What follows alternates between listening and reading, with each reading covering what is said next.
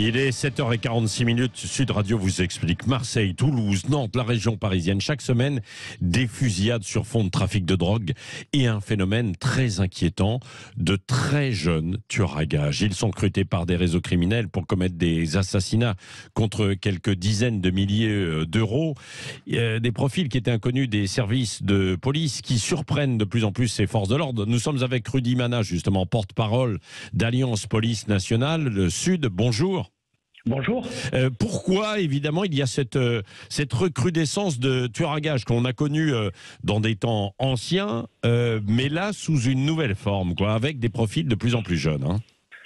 Déjà, si on avait la réponse à la question, oui, je vous garantis qu'on aurait tout fait pour essayer de l'empêcher. La difficulté que nous avons aujourd'hui, c'est qu'effectivement, il y a déjà un trafic de stupes extrêmement important en France qui rapporte des centaines de millions d'euros, voire des milliards d'euros aux trafiquants. Et du coup, ça crée une guerre commerciale. Et cette guerre commerciale, elle ne se fait pas à coup de pub à la télévision ou à la radio, elle se fait à coup de Kalachnikov. Ouais. Et pour utiliser ces Kalachnikov, ils ont besoin de recruter des fameux tueurs à gages, les fameux sicarios mexicains. Alors ils s'inventent maintenant des nouveaux rôles, puisqu'on peut voir que ces gars-là idéalisent ce grand banditisme. Ils idéalisent également le fait de devenir un tueur à gages. Vous savez, le film préféré de tous ces mecs-là, les affiches que nous voyons dans toutes les perquisitions que nous faisons, c'est toujours le film Scarface, qui date quand même d'il y a plus d'une cinquantaine d'années. Ah oui. Et pourtant, tout à fait, et pourtant c'est extrêmement vieux, et ces mecs-là idéalisent ce film-là, idéalisent Al Pacino dans le film, et c'est ça qui est extrêmement inquiétant, puisque depuis ce temps-là, on n'a pas réussi à inverser la tendance, la société n'a pas réussi à inverser la tendance vis-à-vis de ces gamins-là. Bah non, mais c'est même l'inverse. C'est même l'inverse. Mais alors, ils ont quel âge, ces gamins, puisque vous parlez de gamins qui deviennent des tueurs? Oui, bien sûr, c'est des gamins, parce que quand on a 18-19 ans, à mes yeux, on est toujours un gamin, effectivement. Ouais. On a l'affaire de l'individu qui a été interpellé par la police judiciaire marseillaise il n'y a pas très longtemps, qui a fait la une des journaux. Oui, il y a quelques jours. Ce garçon-là a 19 ans, 18 ou 19 ans, il était déjà dans la délinquance depuis son plus jeune âge, et puis il a franchi les étapes les unes après les autres pour s'inventer une nouvelle vie de sicario, de tueur à gages. Et il a abattu à minima 3 personnes. Sur Marseille, c'est quasiment démontré. Et puis peut-être qu'il y en a d'autres. Ouais. C'est ça qui est extrêmement inquiétant. Et on peut voir que c'est pour des sommes relativement maudiques. Alors c'est ça, oui. Quelle somme?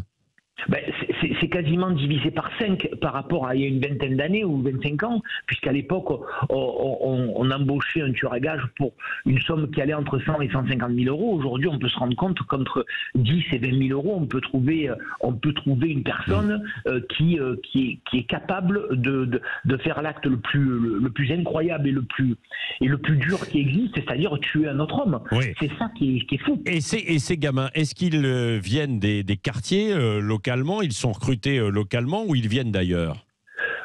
Ça peut être des gamins qui viennent d'ailleurs, ça peut être des jeunes qui sont dans des familles plutôt correctes au départ, et puis une séparation, et puis une éducation qui s'est mal passée, et puis un gamin qui commence à partir dans la petite délinquance, qui commence à franchir les échelons, comme je vous en ai parlé tout à l'heure. Ouais.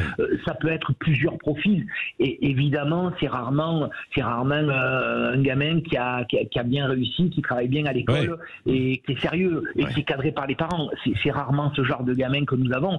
C'est plutôt des jeunes qui ont une éducation très compliquée et qui sont rentrés dans la délinquance assez jeunes. Et qui, aujourd'hui, qui sont happés par les réseaux criminels qui, évidemment, font la loi sur les trafics de drogue, de stupéfiants.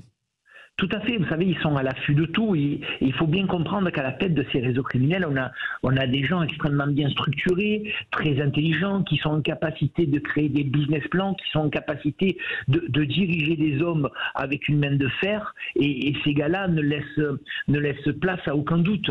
C'est-à-dire qu'ils sont très forts pour recruter, ils sont très forts pour appréhender, ils sont très forts aussi pour menacer ces jeunes de manière à ne pas les perdre de leur giron, et en leur expliquant que s'ils sortaient du giron à un moment donné, ils y laisseraient leur vie. C'est ça qui est extrêmement difficile à gérer, et c'est pour ça que les enquêtes contre ces individus-là, et là encore, je salue la police judiciaire quand ils interpellent des auteurs de crimes, ce sont des enquêtes extrêmement longues, extrêmement difficiles à mener. Ouais. Il faut du temps, il faut des effectifs, et franchement, quand on interpelle un de ces individus, on est assez fiers. Oui.